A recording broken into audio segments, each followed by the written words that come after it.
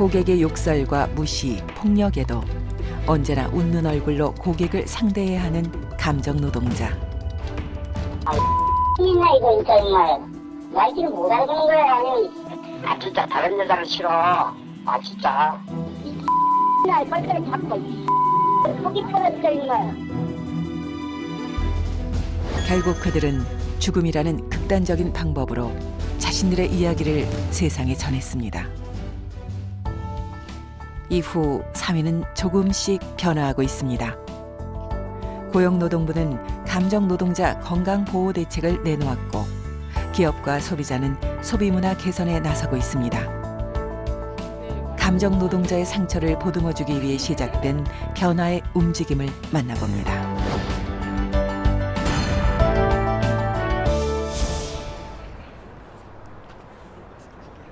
올해 5월 정부에선 감정노동자를 위한 감정노동자 건강보호 종합대책을 내놓았습니다. 직무 스트레스 예방 규정을 보완하려고 합니다. 사업주가 취하해야 할 고객 응대 업무 종사 근로자의 정신적 스트레스 예방 내용을 구체적으로 명시할 예정입니다. 대형마트, 호텔, 항공사 등 고위험 사업장을 직접 방문해서 직무 스트레스 관리 등에 대한 컨설팅을 실시하고 사업주의 자율 개선을 유도할 예정입니다. 정신건강 전문가, 직무 스트레스 전문가 등 21명의 서포터즈단을 구성, 감정 노동자들의 스트레스 관리에 도움을 주고 있습니다.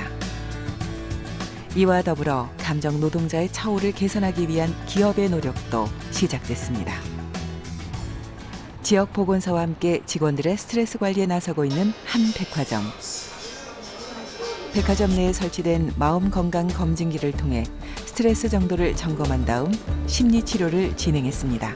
감정노동에 대해서 직원분들이 이해를 하는 프로그램이었고 미술치료를 이용해서 자신의 감정을 표현해보는 시간이었고 직원과 고객과의 그런 마찰이 발생되었을 때 관리를 할 수 있는 역할극 같은 교육을 진행을 했었고 마지막은 명상이랑 근육 이완요법을 진행을 하였습니다.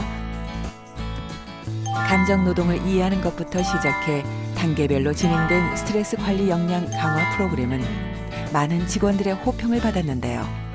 내가 느꼈던 감정 이랬을 때 막 그런 감정을 다 얘기하고 나오니까 좀 이렇게 쌓아져 있던 게 조금 비워졌다고 해야 되나요? 그러니까 확실히 그런 게 좀 있었던 것 같아요. 이처럼 감정 노동자들의 스트레스 해소를 위한 자구책을 마련한 기업들이 점점 늘어가고 있습니다. 하지만 그보다 중요한 건 고객들의 부당한 대우를 거부할 수 있는 권리를 제도적으로 마련하는 거겠죠?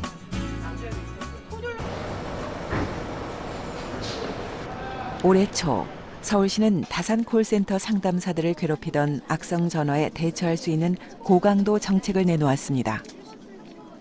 저희 서울시에서는 성희롱이라든지 폭언 같은 악성 전화로부터 저희 상담사들을 보호하고 이들의 인권을 지켜주기 위해서 성희롱의 경우에는 단 한 번만 전화를 해도 바로 법적 조치를 취하는 원스트라이크 아웃제를 실시하고 폭언이라든지 욕설, 장난 전화, 허위 전화 이러한 경우에는 3번 전화를 하시면 저희들이 3진 아웃제를 적용해서 법적 조치를 취하고 있습니다. 고객들의 욕설과 성희롱 발언에도 전화를 끊을 수 없었던 콜센터 상담사들. 모든 모욕과 수치심은 그들이 고스란히 떠안아야 했습니다. 하지만 강력한 방어권이 도입된 지금 많은 것이 달라졌습니다. 욕설이나 성희롱 발언을 일삼는 악성 전화가 걸려오면 4단계에 걸쳐 중지 요청을 하게 되는데요. 그럼에도 욕설이 계속된다면 법적 조치에 들어가게 되는 거죠. 금년에 모두 4번에 걸쳐서 28명에 대한 법적 조치를 취했습니다. 그 결과 징역형을 받은 사람이 1사람, 벌금형이 1사람이 있고요. 현재 공판이 진행 중인 사람이 4사람이 있습니다.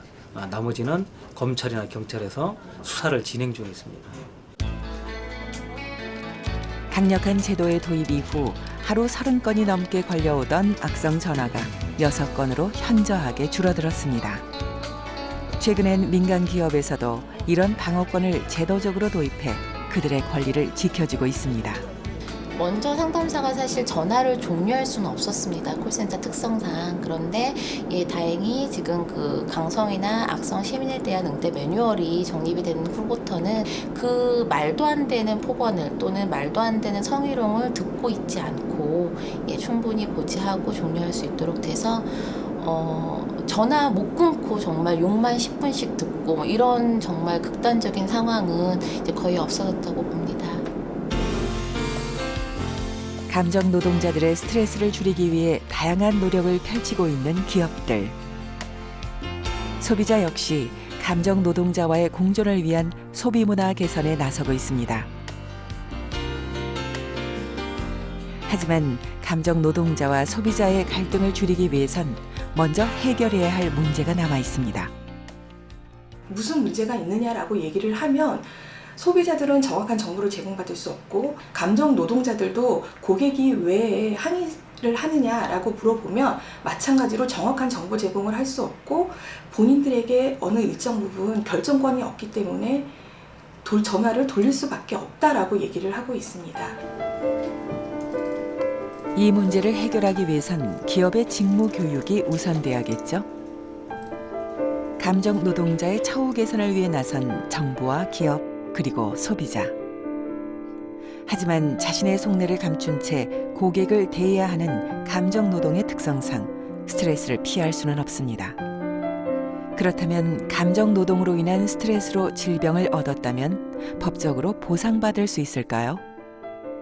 근로자들 업무상 재해에 대해서 보호하는 우리나라 법 체계는 산업안전보건법이라는 사전적 예방에 관한 법률, 그리고 사후적 보상에 관해서 이제 보호하고 있는 산업재해보상보험법, 이 두 가지 측면으로 나눠볼 수가 있는데요. 현실적으로 좀 선언적이고 막연한 측면이 없지 않아 있습니다. 산업안전보건법에 의하면 사업주는 근로자의 정신적 스트레스로 인한 건강장애를 예방해야 한다고 명시돼 있습니다. 하지만 조항만 있을 뿐 강제성이 없어 현실적인 대안이 되진 못하고 있습니다. 산업재해보상보험법 역시 마찬가지입니다. 법에 명시된 업무상 질병에 정신건강이 포함돼 있지 않아 감정 노동자들을 보호하진 못하는 거죠. 감정 노동자들의 정신적, 감정적 요인으로 발생한 질병에 대해서는 특별한 규정이 아직까지 없는데요. 근로자 업무상 재해에 대해서는 육체적인 재해에만 국한되어 바라보고 있습니다. 그 시각을 육체에서 감정까지 확대되는 외연의 확장이 필요한 시점입니다. 정신건강에 대한 법적 근거가 명확하지 않아 보호받지 못했던 감정 노동자들. 하지만 최근 감정도 보호받아야 한다는 인식이 확산되고 있습니다. 12월 1일 근로복지공단은 아파트 주민의 비인격적 대우에 괴로워하다 극단적인 선택을 한 50대 경비원에 대해 산업상 재해 판정을 내렸습니다. 감정 노동으로 인한 스트레스를 산업상 재해로 인정한 겁니다. 이제 첫걸음을 내디딘 감정 노동자 보호 대책. 아직 가야 할 길은 많이 남아 있습니다. 이제 감정 노동의 문제는 감정 노동에 종사하는 개인의 문제를 넘어 기업과 소비자뿐만 아니라 우리 사회가 함께 해결해야 할 중요한 과제가 되었습니다.